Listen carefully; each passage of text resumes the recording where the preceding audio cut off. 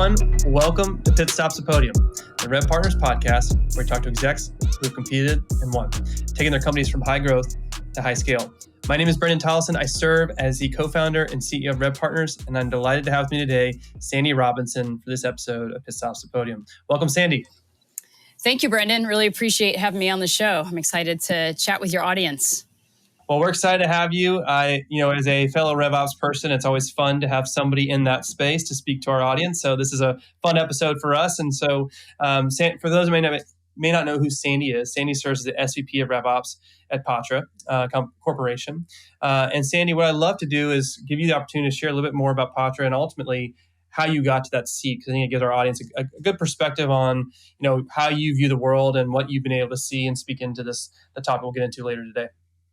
Great. Thanks so much. So yeah, I started my career early on in sales as a sales rep, actually hustling Yellow Pages advertising back in the day. So it was super fun. I was really competitive and worked my way up over the years into regional sales roles and sales director roles, running sales teams and getting into training and everything. And I found myself in the sales operations side probably around 2012 or so. And it was just a great opportunity. A mentor said, hey, you're really doing all of this stuff and getting into the numbers and really managing the business and managing up. So I've worked with a couple of startups, small and mid-stage startups in the SaaS world, in the insurance industry. Was kind of my first sales ops gig, and been through some mergers and acquisitions, all the fun stuff. And now I'm SVP at Patra, and we are in the InsurTech space. So we're providing insurance services for our customers or brokers, our agents and wholesalers, MGAs, et cetera.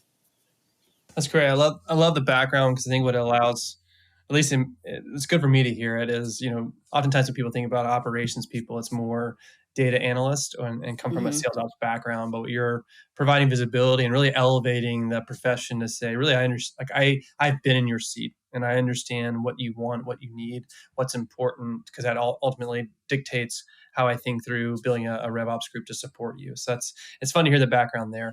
Well, I mean, that's so true, because as a sales leader, I was often frustrated with getting the right data and everything. So I taught myself how to do it. So I really do understand. And when I work with sales folks, and some of the stuff that we're going to talk about today, is I understand the pressure that they're under, the quota pressure, and having the right information when and where they need it is so important. And I'm really passionate about doing that and working with the sales leaders and all of the different revenue leaders, marketing leaders in the organization to make sure that they have what they need. Yeah, it's the credibility and trust, but it's also the relevance and understanding what needs to be given and support for that rep. So that's great. Well, I'm excited to unpack the whole topic in just a second, Sandy. But before we do that, we do have a tradition here, and that's to get to know our guests outside of work. So those passions, hobbies, interests that our guests have. So I'll give it to you. What would you like to share with the audience? Well, so I have an amazing 12-year-old son who is actually in college. So he is getting ready to complete his associate's degree. He started at around 7. He's pretty awesome. Married, have a husband for about 15 years, and currently in the Florida Keys. I love fishing, so we spend the summers out here. I like being out in the water, fishing, kayaking, riding jet skis. It's fun stuff. Favorite fish to catch? Right now, it's a snook. I was set out to catch a snook and caught my first one last summer, and I just want to get big ones. So it's lots of fun. Do you eat the snook, or do you release? Yeah, I do. I do both. It depends. If my husband's around, he's the one who does the filleting and cooking. So if he's around, I bring him home. He does it, and otherwise, I throw him back. Take a picture. I call it CPR: catch, photo, and release. We were talking about this a little bit before the show, but my 7-year-old was just down in Florida, not far from the Keys, and caught a snook. It's his second year catching a snook, and he got the picture, and he was all excited. So it's a great fish, a fun fish to catch. Oh yeah. Well, Sandy, let's go. Let's dive back into the big idea. We talked a little bit about your background, both as a rep, but ultimately now serving as that SVP of RevOps and really having that visibility into not only the tech stack, but helping that team be productive and successful. And so I'd love to unpack how you think through success for an organization, how you empower that through the performance and ultimately the communication and that supportive function that RevOps provides. And when we get into, let's start first with this idea of like, don't overcomplicate it. This whole like keep it simple, stupid, the KISS framework. How should people think about whether it's a new leader or existing leader, how to drive actions and behaviors through that kind of framework? I think transparency is the key, right? And framing it in a way the sales folks understand what's going on, giving them the why. Oftentimes, when people understand the why, it is a lot simpler. But then just not, as you said, overcomplicating it. So if there's an initiative that's coming out, let's not have them fill out 4 spreadsheets and do all these things and not really understanding what's going on. Give them the why, give them the specific objective. And the other thing is, tie it to their comp, make the comp simple, make it all kind of work together. But I think having that cohesive plan for the salespeople, I mean, they just want to understand. They get a lot of things piled onto them from different departments. Marketing saying, "Do this." We need to worry about implementations, customer success. They have a lot of things coming to their plate. So the more you can simplify it, and that begins with communication, communicating ahead of time, communicating the why, and then following up with it and tying it all together. Yeah, I think the hard part, I mean, you've experienced it, I've experienced it, is there are a lot of things that need to get done and there are a lot of new ideas. And so how when you're talking for a leader, yes, keep it simple. Communication is critical. But how do you balance like these, like the important and the urgent, to not clutter the sales reps inbox or Slack channels, or Yeah. how do you help them to really drive that focus to say, hey, it's okay to pivot? I think there's that balance there of, we don't want to be too hyper focused, but so we can be adjusting to what the market's saying. How do they balance that? I think the key is being agile, right? So being able to say, okay, these are our priorities, and then having discussions with the leaders on what are the trade-offs if we don't have this? What are the must-haves, the have-to-have? So we'd love to have everything. And I just had this discussion last week with 2 of the sales managers at Patra. Was okay, we have a lot of things going on here, and we are asking the salespeople to do these 10 things. Can we live without filling out this form or doing this thing? Like, what are the have to haves to function versus getting them bogged down, and just really streamlining to that? Because to me, it's all a series of trade-offs. I'd rather have 3 pieces of really good, accurate data than 15 pieces of junk because people wanted to check a box. So I think a lot of times, in my experience, leaders tend to want to know everything, and they want to have all the information. They want to have all these things done so they can populate, their PowerPoints and their decks and all these things. But what do we actually really use in terms of what they're working on? And so just really streamlining it down. Okay, these are the 3. I'm a big believer in 3. So I think it's an old Stephen Covey thing. Like, what are the top 3 priorities that we're working on? And to your point, if they change, they change, but we just align on that as a team, clear in communication, and focus the expectations and accountability on those things. And then live without the other things. We're going to have to let some things set and be okay with, well, we didn't go out and write a bunch of notes and close out a bunch of meetings. As an example, I can tell you we've got meetings that record in Gong today.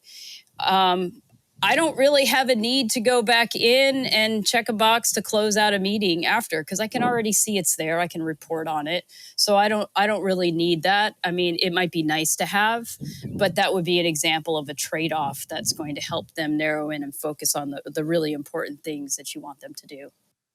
Yeah, I like that a lot. We had Mark Roberts, the former CRO of HubSpot, on the podcast. And one of the things he talks about in his book is like isolate that one thing, that if you do that one thing well, will have an exponential impact, and like do one thing at a time. And it's a lot of what you're talking about when you talk about simplification, because it really gives the rep clarity on what is important, and so they can focus on that one thing instead of having whiplash of 10 competing priorities in the same period of time. And one of the things that's been really helpful for us to think through as you talk about the trade-offs is, if I say yes to this, it means I'm saying no to something else. And so what am I going to say yes to? And then understanding, if I say yes to that, it's going to mean I got to say no to these other things that we've already said is important. So it just is a good forcing function for that leader. Well, Sam, let's transition into another topic that I think is so important when we think about scaling an organization. That's really around enablement. And so to scale, that means you got to bring on more people, right? And so as you bring on these reps, how do you ensure that you're driving that enablement so you have time to productivity much faster? What are some of the tips or tricks that you've seen be really successful as it relates to the enablement side? I think having the information when and where they need it. So that's why, having the playbook mapped out is critical, right? So whatever format that's in your organization, that's a critical first step. But really then implementing it into the system with a good enablement tool and having the materials available when and where they need it. So if the prospect or if the sales rep's looking for a case study at a certain point in time, having them have to dig around in Google Drives and folders and things to find it is not optimal, right? So it's a good start if you have organized Google folders to have information in. That's a great start.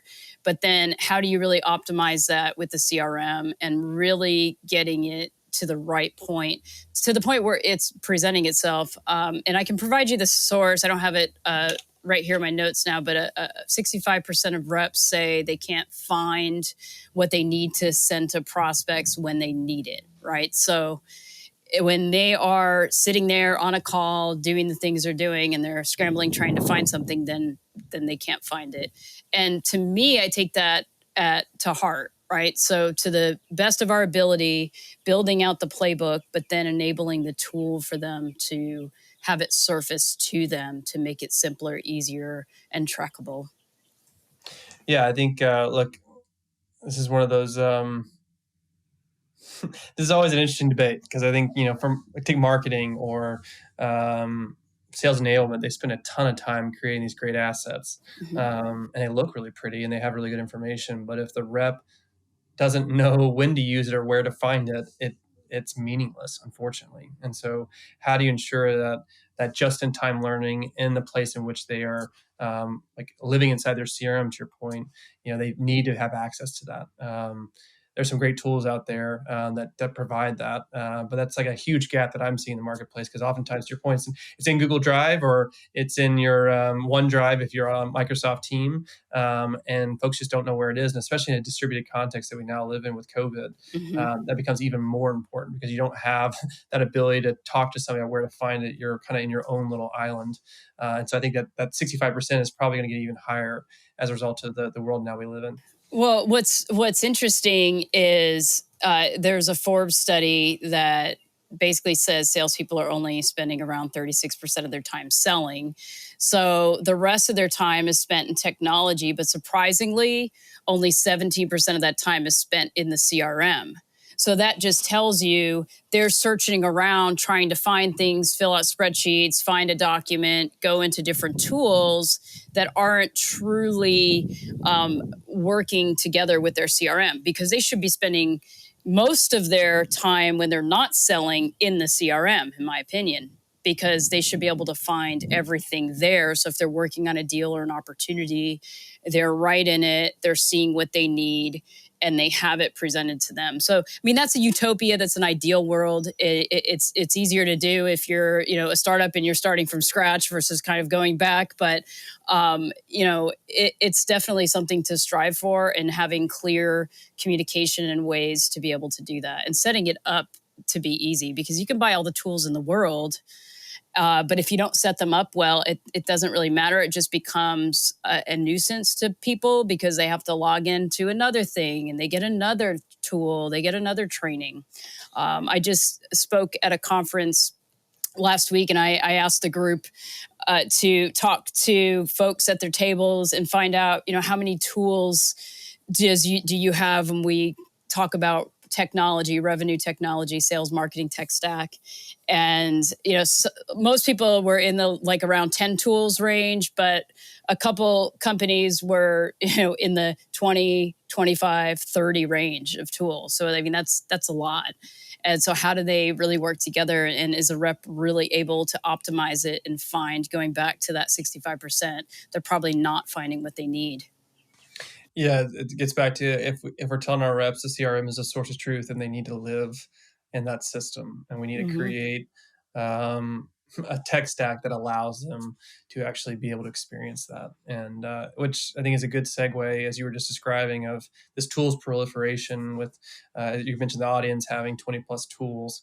How do you, when you hear that and you start talking to that audience of, the first time was around simplification. How do you think through? Hey, tools are they're enabler, they're accelerator, but they're not solution. So how should they think about how to orchestrate a tech stack to ultimately serve the sales rep? What's the right way in which they should think about it? I think first is identifying what you're trying to solve for. What problem are you trying to solve, right? And do you have a process for it? So I think people buy tools because they don't have a process and they think that's going to fix it. But if you don't have the process mapped out first, you're just going to waste your time buying a tool on implementation and things like that. And I think the problems a lot of times happen that different people in different silos of the organization own the different tools. So if I come in, so I'm coming in as a RevOps leader, the first thing I did in my new role, I've been here about a month, is find out what tools do we have, who owns all the tools, what department do they live in, where's the budget, and just kind of get an assessment and map out what it is. And I'd like to define RevTech as any system that directly or indirectly influences the customer buying journey at any stage of the life cycle. So whether it's operations, implementations, customer success, marketing, whether or not it falls under, in my case, I run RevOps. Implementations doesn't necessarily fall under our group, but they're a partner. The customer falls under our group, right? The customer is really what RevTech does, is focuses it there. So you can actually try to work strategically within the organization and ultimately setting yourself up for success for people to actually use it. Because if you have a strategy to put it all together, you're going to have a higher propensity of people actually using it, actually adopting the tool if you have a unified solution. Versus, okay, project management team has let's just say they're using a Monday board. Okay, well, then they're going to plug into our CRM to get information they need. It's like a one-way street. It's not really a continuous journey for the customer. So those two things are different. And I think having those conversations across departments, whether or not it reports up to the CRO, the CMO, COO, CTO, doesn't matter. It's really an executive level strategy that says we're going to focus on technology that enables the buying process, wherever that may be and whoever it may fall under. I think you're spot on. And I think when you think about like the tech debt, oftentimes it's to your point where it's like, hey, what's the quick and easy button of, hey, I need like buying a tool just because it says it solves this problem, but not truly understanding the why. To your point about the why behind the what, and so having that clear process and structure set up to understand where does a tool fit in, and not viewing that as the quick easy fix is the tool, because it's not the solution. It enables and accelerates, but is not the solution. Right. And that's always really hard, and people usually find out the hard way. Yes. And the solution is really people, right? So this is where my sales skills comes into play, right? Internally is talking to the different leaders in their various roles, VPs, directors, C-level, on, hey, this is how the technology that you're operating affects the customer journey. And it tends to really break down the conversations, create better alignment. And I found that using that definition of RevTech is a great way to break down barriers and go to really ultimately supercharge the efficiency, which is, it's a long path if you're a more mature company. But it seems to me I'm having these conversations right now. Everybody's very open to it, and everybody gets the idea and says, "Oh, I didn't think of it that way." And then as you do this, you find if you're in a larger organization, you'll find that there are duplicative tools all over the place. Yeah. So in my prior role, prior company, I found when I was doing my investigating, we had 4 project management tools, and 2 of them were very similar. And then we had 2 instances of Monday even within our own organization. Like we had an enterprise edition and a team edition in 2 different owners. So there was just not this consistency across the different departments. Yeah, it is.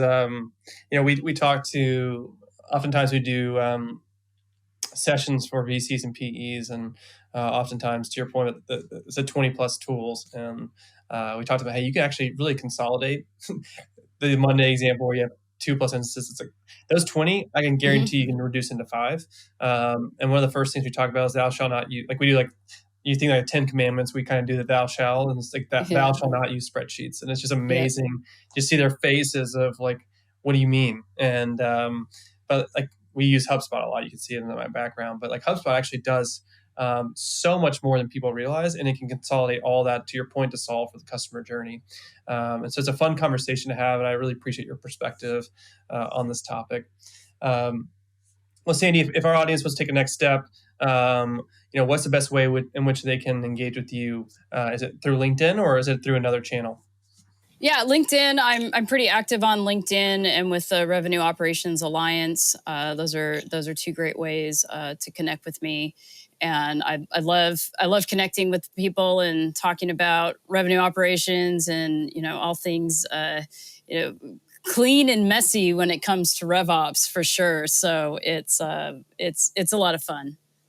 Well, Sandy, I really appreciate you coming on board today. I really appreciate your perspective. I know our audience, as we kind of have this pivot to do more with less and driving sustainable growth, understanding how RevOps can play a role and giving them some of these actionable steps they can take, I know is going to serve them well. So thank you so much for your time today.